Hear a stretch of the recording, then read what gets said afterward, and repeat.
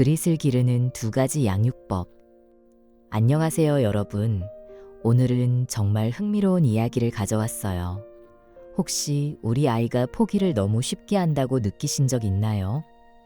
아니면 조금만 어려워도 엄마, 이거 너무 힘들어. 그만할래 라고 말하는 아이를 보며 속상하셨던 적은요? 오늘 소개할 두 사람의 이야기를 들어보시면 정말 놀라실 거예요.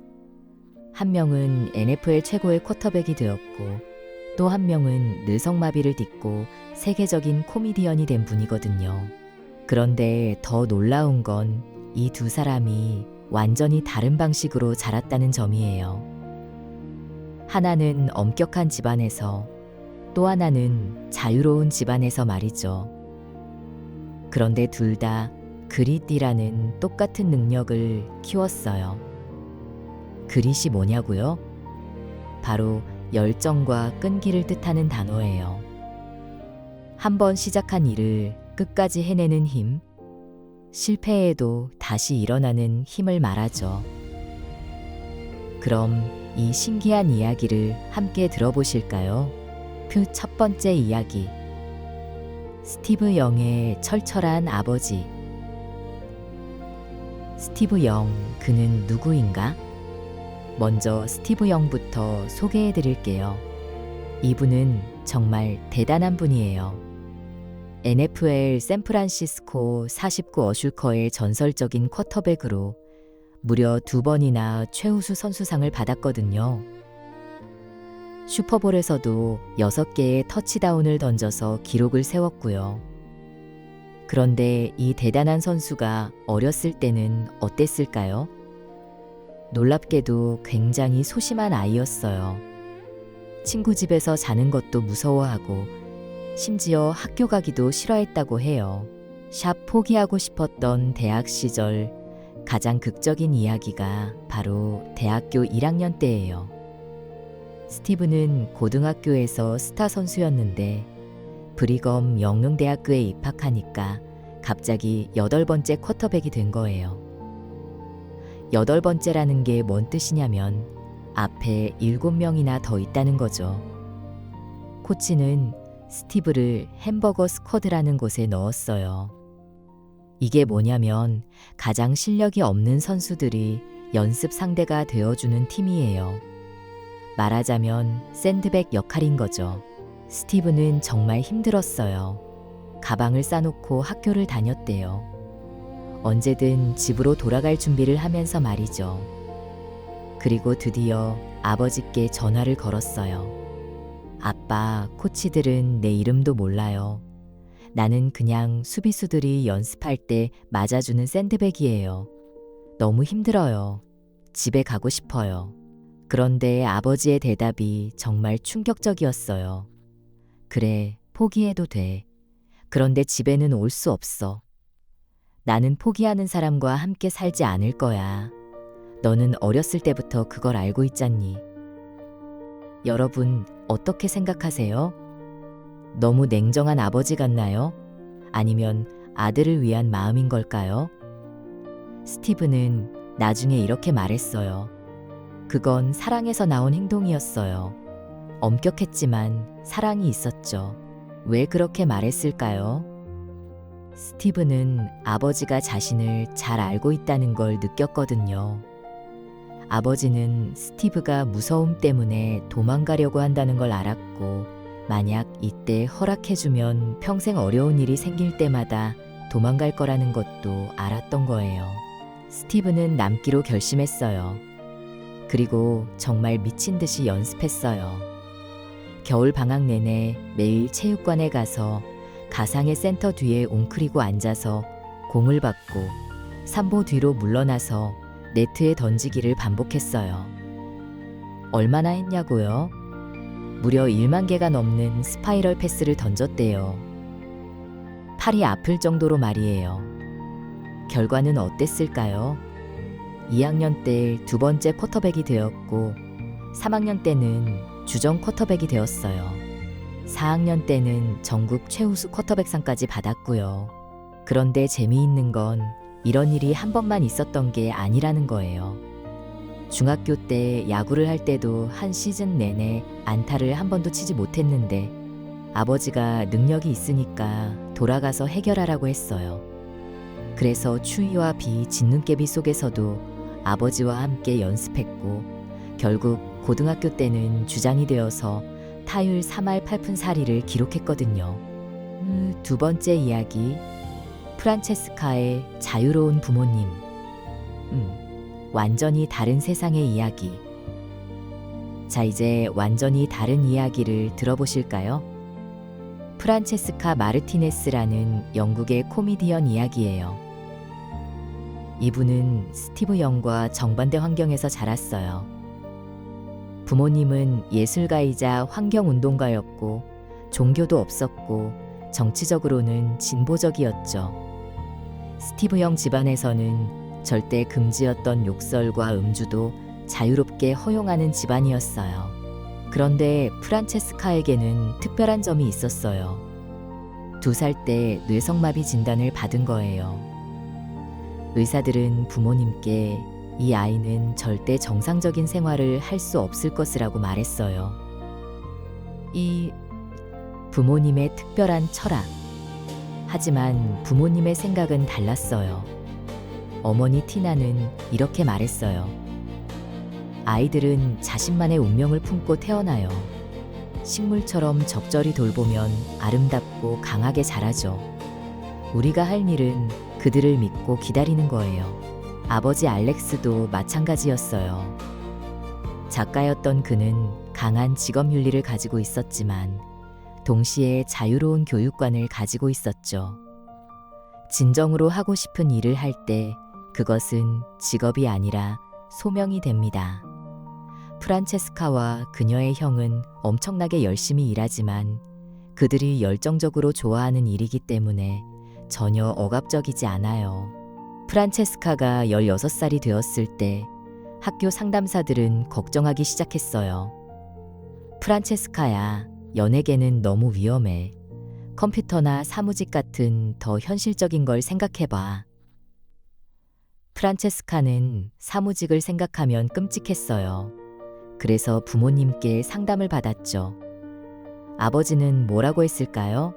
가서 네 꿈을 따라가렴. 안 되면 다시 생각해보면 돼. 그래서 프란체스카는 16살에 고등학교를 그만두고 연예계에 뛰어들었어요. 부모님은 딸이 주말마다 클럽에 가서 수상한 남자들과 어울리고 야한 이름의 칵테일을 마시는 것도 허용했어요. 여러분, 이거 좀 너무 자유로운 거 아닌가요? 하지만 프란체스카 부모님도 엄격한 면이 있었어요. 가장 대표적인 게 물리치료였어요. 의사들이 처방한 물리치료를 프란체스카는 정말 싫어했거든요. 그런데 아버지는 수년간 딸과 격렬하게 싸우면서도 물리치료를 포기하지 않았어요. 프란체스카는 자서전에서 이렇게 썼어요. 문쾅 닫기와 눈물, 물건 던지기로 점철된 격렬한 다툼들이 있었어요. 또 집에는 텔레비전이 없었어요. 어머니는 텔레비전은 최면을 거는 매체라서 사람들과의 교류를 방해한다고 생각했거든요. 뭔가 특별한 프로그램을 보고 싶으면 할아버지 할머니 댁에 가서 봐야 했어요. 아버지 알렉스도 명확한 원칙이 있었어요. 아이들은 사랑받고 받아들여져야 하지만 동시에 배워야 해요. 아니요, 여동생 머리를 막대기로 때리면 안 돼. 그래, 나누어 써야 해. 아니요, 원하는 걸 원할 때 다 가질 수는 없어. 이런 것들을 복잡하게 생각하지 말고 명확하게 가르쳐야 해요. 두 이야기의 놀라운 공통점. 겉으로는 정반대, 속으로는. 자, 여기까지 들어보시니까 어떤 생각이 드세요? 스티브 영은 정말 엄격한 집안에서 자랐죠. 몰몬교 집안이라 술, 담배, 욕설 모두 금지였고 아버지는 포기하면 집에 올 수 없다고 말하는 분이었어요. 프란체스카는 정반대로 자유로운 집안에서 자랐어요. 16살에 고등학교를 그만두는 것도 허용하고 주말에 클럽 가는 것도 괜찮다고 하는 부모님이었죠. 그런데 놀라운 건 두 집안 모두에서 그릿을 가진 아이가 나왔다는 거예요. 어떻게 이런 일이 가능한 걸까요? 진짜 비밀은 따로 있었다. 앤젤라 더크워스 교수가 발견한 비밀은 이거였어요. 지지적인 양육과 요구적인 양육 사이에는 어느 하나를 선택해야 하는 문제가 아니다. 무슨 뜻이냐면 아이를 사랑하면서 동시에 높은 기준을 요구할 수 있다는 거예요. 이 둘은 반대가 아니라 함께 갈 수 있는 거죠. 스티브 영의 아버지를 다시 생각해 보세요. 포기하면 집에 올 수 없다고 말했지만 동시에 출장에서도 주말마다 집에 오려고 비행기를 3번이나 갈아타고 온 분이에요. 스티브가 분리불안으로 힘들어할 때는 어머니가 몇 주 동안 교실에 같이 앉아 있어 주기도 했고요. 프란체스카의 부모님도 마찬가지예요. 16살에 고등학교 그만두는 걸 허용했지만 동시에 물리치료는 절대 포기하지 않았어요. 텔레비전도 없는 집에서 명확한 원칙을 가지고 아이를 키웠고요. 핵심은 메시지였다. 결국 중요한 건 아이가 받는 메시지였어요. 스티브 영이 받은 메시지는 아빠가 나를 잘 알고 있고 내가 이 어려움을 극복할 수 있다고 믿고 있다였어요. 프란체스카가 받은 메시지는 부모님이 내 꿈을 믿고 지지해 주신다였어요. 둘 다 똑같은 핵심 메시지를 받은 거죠. 우리는 너를 사랑하고 너의 잠재력을 믿으며 네가 최고가 될 수 있도록 도울 거야. 우리가 배울 수 있는 것들. 완벽한 부모는 없다. 여러분, 이 이야기를 듣고 나는 완벽한 부모가 아니구나 라고 생각하실 필요 없어요. 스티브 영의 아버지도 프란체스카의 부모님도 완벽하지 않았어요. 스티브 영의 아버지는 나중에 딸에게 물리치료가 왜 필요한지 더 잘 설명했어야 했다고 후회했거든요. 중요한 건 완벽함이 아니라 일관성이에요. 부모 자신이 모범이 되어야 한다. 두 가정의 공통점이 또 하나 있어요. 부모님들이 모두 정말 열심히 사는 분들이었다는 거예요. 스티브 영의 아버지는 기업 변호사로서 거의 결근하지 않았고 하나만 개의 윗몸 일으키기를 할 정도로 자기 관리에 철저했어요. 프란체스카의 아버지는 작가로서 뭔가 할 말이 있다면 끝까지 해내야 한다는 철학을 가지고 있었어요. 아이들은 부모의 말이 아니라 행동을 따라해요.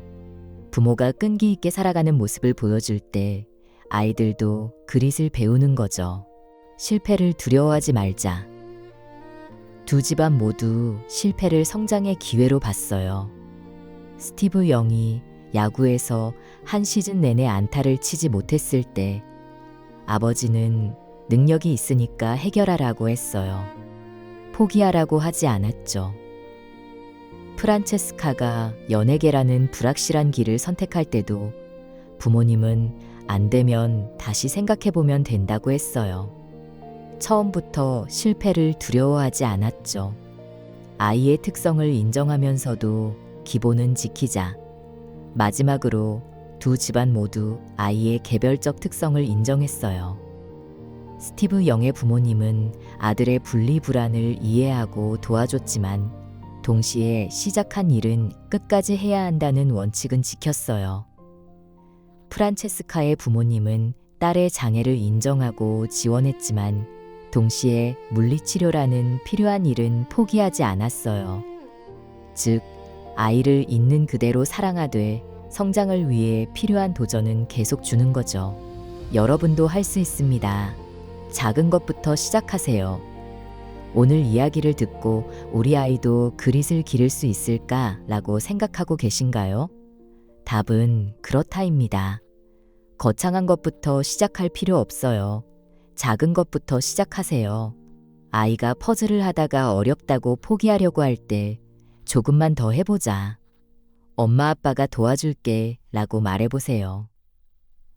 아이가 자전거 타기를 무서워할 때 괜찮아, 넘어져도 다시 일어나면 돼. 엄마 아빠가 옆에 있어. 라고 말해보세요. 중요한 건 아이가 부모님이 나를 믿고 있구나 라고 느끼는 거예요. 셋, 당신도 훌륭한 부모입니다. 마지막으로 꼭 말씀드리고 싶은 게 있어요. 스티브 영의 부모님과 프란체스카의 부모님은 완전히 다른 방식으로 아이를 키웠지만 둘 다 성공했어요. 이게 뭘 의미하냐면 완벽한 부모가 되려고 스트레스 받을 필요 없다는 거예요. 중요한 건 아이를 진심으로 사랑하고 아이의 잠재력을 믿고 일관되게 지지해 주는 거거든요. 여러분도 충분히 훌륭한 부모예요. 오늘부터 아이에게 이런 메시지를 전해보세요. 나는 너를 사랑해. 너의 가능성을 믿어. 네가 어려움을 극복할 수 있다고 확신해. 그리고 언제나 내 편이야. 이것만 있으면 충분해요. 우리 아이들도 분명히 그릿을 기를 수 있을 거예요. 오늘 이야기가 도움이 되셨다면 좋아요와 구독 부탁드려요. 그리고 댓글로 여러분의 양육 경험도 들려주세요. 다음에도 더 좋은 이야기로 찾아뵐게요. 감사합니다.